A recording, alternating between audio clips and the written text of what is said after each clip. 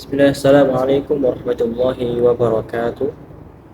Alhamdulillah, alhamdulillahi wa kafa, wassalatu wassalamu ala rasulillahi al-mustafa wa ala alihi wa ashabihi ahli sidqi wal wafa. Asyhadu an la ilaha illallah wahdahu la syarika lah wa asyhadu anna Muhammadan abduhu wa rasuluh. Allah amma ba'd. Teman-temanku yang dirahmati Allah Subhanahu wa taala. Pada kesempatan ini saya akan menjelaskan dari mata kuliah perilaku organisasi, yaitu bab tentang kepribadian dan pembelajaran. Dalam pertemuan ini kita akan membahas pentingnya kepribadian dalam konteks perilaku kerja dan manajemen, dan apa faktor-faktor apa saja yang mempengaruhi kepribadian, sikap, dan hubungan sosial dalam suatu organisasi. Oleh karena itu, pemahaman tentang kepribadian dalam konteks perilaku organisasi ini sangat penting karena berdampak besar pada organisasi. Pada bab ini kita akan membahas tentang definisi kepribadian, teori kepribadian, karakter kepribadian, hubungan antara kepribadian dan perilaku kerja, serta pembelajaran perilaku dengan definisi, dan yang terakhir yaitu metode pembentukan perilaku.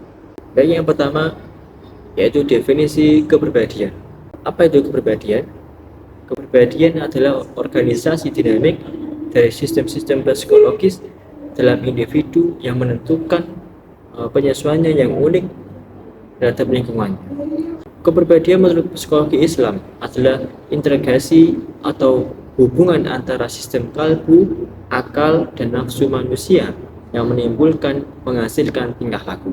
Jadi kepribadian adalah merupakan kumpulan karakter, kecenderungan, dan temperamen yang relatif stabil, yang dipengaruhi oleh faktor keturunan dan faktor sosial.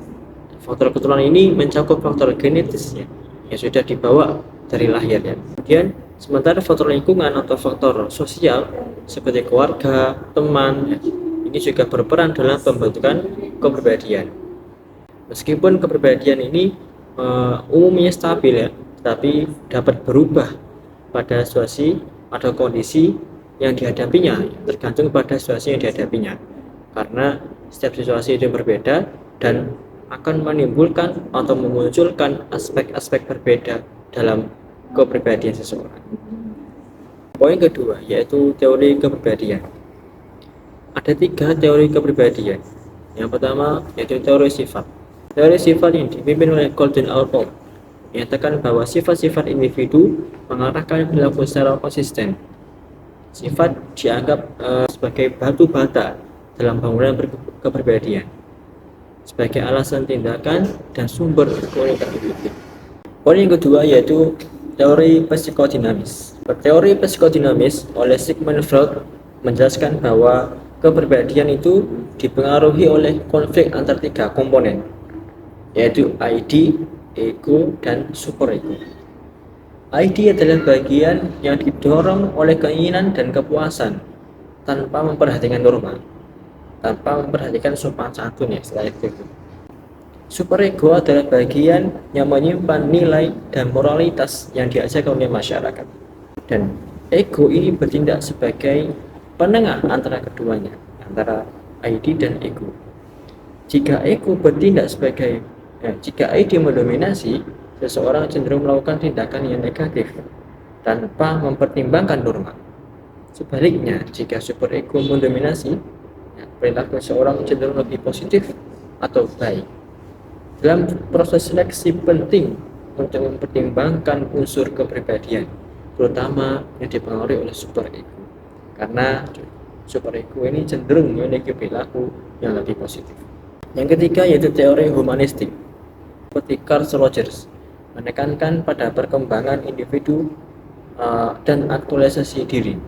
Rogers menekankan pentingnya mendengarkan dan memperhatikan pandangan serta arti dari pengalaman individu dalam memahami kepribadian. Maksudnya jadi belajar dari pandangan orang lain. Humanistik kan begitu. Kita menuju ke poin ketiga yaitu karakteristik kepribadian.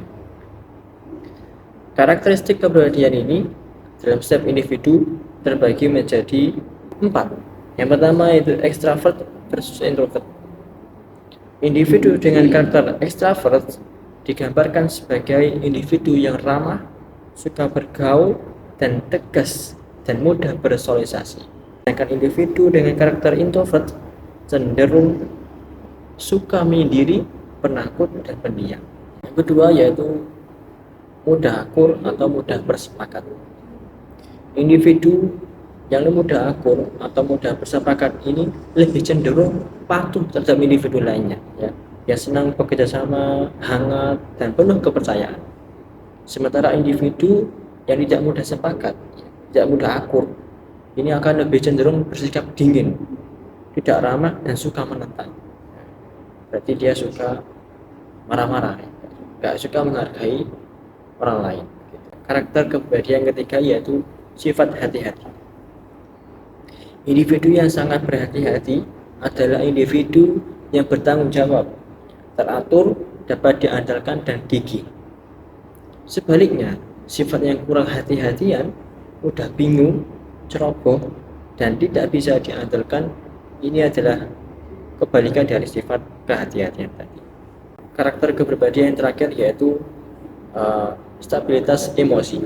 Stabilitas emosi yaitu kemampuan untuk menahan stres. Individu dengan stabilitas emosi yang positif cenderung lebih tenang dan percaya diri. Sementara individu dengan stabilitas emosi yang negatif cenderung lebih mudah gugup, khawatir, dan depresi. Ya, itu tadi karakter dari kepribadian seseorang. Yang keempat yaitu kepribadian dan perilaku. Pada bab ini yaitu apa sih keterkaitannya kepribadian dengan perilaku? Penelitian menemukan adanya keterkaitan antara kepribadian dengan kinerja meskipun belum konsisten. Ada beberapa faktor kepribadian yang mempengaruhi seseorang berperilaku di dalam organisasi. Yang pertama yaitu faktor internal. Faktor internal ini yaitu individu merasa yakin bahwa mereka pemegang kendali atas apapun yang terjadi pada diri mereka. Oke, internal. Yang kedua, eksternal. Ya. Eksternal yaitu individu ini merasa yakin bahwa apapun yang terjadi pada diri mereka dikendalikan oleh kekuatan luar seperti keberuntungan atau kesempatan. Seseorang individu yang merasakan kontrol internal yakin bahwa mereka sendiri yang menentukan nasibnya, sehingga dapat mempengaruhi hasil melalui kemampuan, keahlian, atau usaha mereka sendiri. Sedangkan individu yang merasakan kontrol eksternal menilai bahwa hidupnya ditentukan oleh kekuatan luar seperti keberuntungan, kesulitan tugas, atau orang lain. Poin yang kelima yaitu definisi pembelajaran. Pembelajaran adalah proses di mana terjadi perubahan di dalam perilaku yang relatif bertahan sebagai hasil dari praktek. Jadi pembelajaran ini adalah proses, ya, proses latihan, ya, dari hasil dari praktek. Dan praktek itulah adalah bentuk dari pembelajaran, bentuk dari sebuah tarbiyah, istilah dari Islam, ya. Yang keenam yaitu metode-metode pembelajaran perilaku. Yang pertama yaitu penguatan positif. Apa itu penguatan positif? Penguatan positif adalah jika suatu respon itu diikuti dengan sesuatu yang menyenangkan, maka akan bertambah baik. Metode pembelajaran perilaku yang kedua yaitu penguatan negatif. Apa itu penguatan negatif? Bila suatu respon itu diikuti dihentikannya oleh sesuatu yang tidak menyenangkan, ya, maka akan berdampak buruk juga terhadap individu itu. Yang ketiga yaitu hukuman. Penghukuman akan mengakibatkan suatu kondisi yang tidak enak dalam suatu usaha untuk menyingkirkan suatu perilaku yang tidak diinginkan. Jadi hukuman ini akan mengakibatkan suatu kondisi yang tidak mengenakan. Kalau mau menghukum, ya yang ringan-ringan saja, tidak usah berat-berat, ya. Kita sebagai manajer menghukum karyawannya atau menghukum bawahannya itu jangan kita hukum dengan yang berat-berat, ya. Karena ini akan menimbulkan sesuatu kondisi yang tidak menyenangkan. Dan ini akan menimbulkan perilaku juga terhadap individu yang kita hukumi. Terakhir, metode pembelajaran perilaku yaitu pemunahan. Pemunahan yaitu menyingkirkan penguatan apa saja yang mempertahankan suatu perilaku. Jika perilaku itu tidak diperkuat, perilaku itu lambat laun akan pudar dan punah. Maka perilaku itu harus diperkuat ya. Kalau nggak diperkuat ya itu lambat laun akan pudar dan punah. Kita dapat menyimpulkan bahwa pembelajaran telah terjadi ketika seseorang individu berperilaku, bereaksi, dan merespon sebagai hasil dari pengalaman dengan satu cara yang berbeda dari caranya berperilaku sebelumnya. Jadi adanya perubahan seseorang individu itu kita bisa melihat ketika ia bisa ya berperilaku, bereaksi, merespon sebagai hasil itu yang ia lakukan itu caranya yang berperilaku berbeda dengan sebelumnya. Kayak akan terjadi perubahan dalam diri individu tersebut. Mungkin itu yang bisa kami sampaikan. Jika ada salahnya, saya mohon maaf.